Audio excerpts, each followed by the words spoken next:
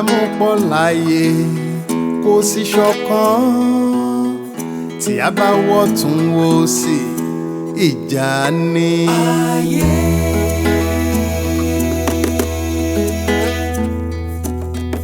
ìyà ń já wọn èèyàn ó ti sún wọn Jehofa Ọlọ́run láwa gbẹ́kẹ̀lé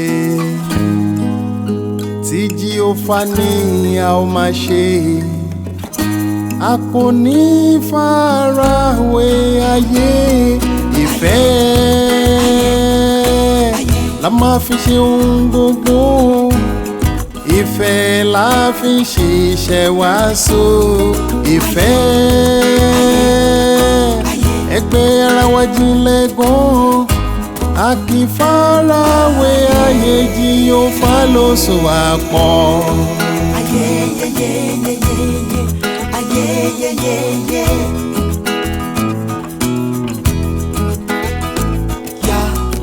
Ibi yòówù ká lọ kárí ayé ṣe ni a máa ń ṣe bí ọmọ ìyá bí ìṣòro tí ẹ pọ̀ a nírètí paradíṣe dé tán ìgbà ọ̀tun tí Jehofa ní a ó máa ṣe a kò ní farawé ayé ìfẹ́ la máa fi ṣe ohun gbogbo ìfẹ́ la fi ṣiṣẹ́ wàásù ìfẹ́ ẹgbẹ́ ara wa jinlẹ̀ gan a kì í farawé ayé Jehofa ló so wá pọ̀ ó so wá pọ̀.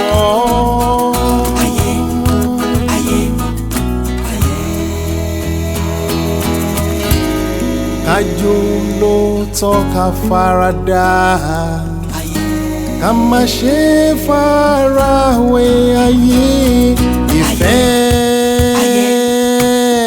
la máa fi ṣe ohun gbogbo ìfẹ́ la fi ṣiṣẹ́ wàásù ìfẹ́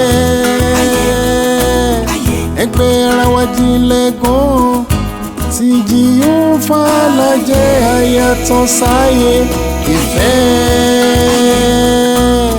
la máa fi ṣe ohun gbogbo ìfẹ́ la fi ṣiṣẹ́ wàásù ìfẹ́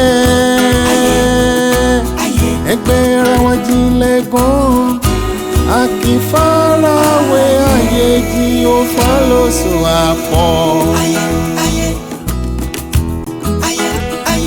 So wá pọ̀.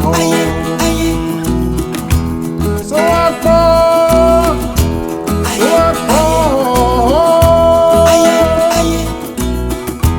So wá pọ̀.